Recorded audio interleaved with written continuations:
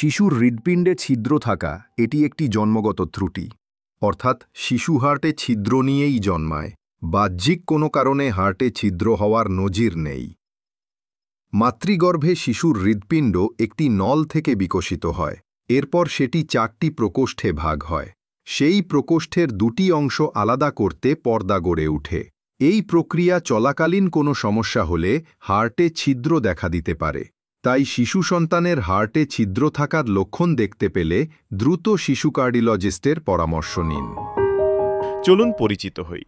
শিশু কার্ডিওলজিতে বাংলাদেশের প্রথম FCPS ডিগ্রিপ্রাপ্ত অধ্যাপক কর্নেল ডাক্তার নাজমুল ইসলাম ভূঁইয়া, যিনি প্রতি সপ্তাহে হোয়াটসঅ্যাপের মাধ্যমে ফ্রিতে শুধুমাত্র 5 জন রোগী দেখেন।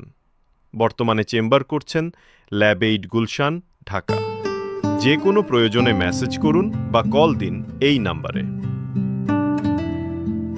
সুস্থ থাকুক আপনার শিশু।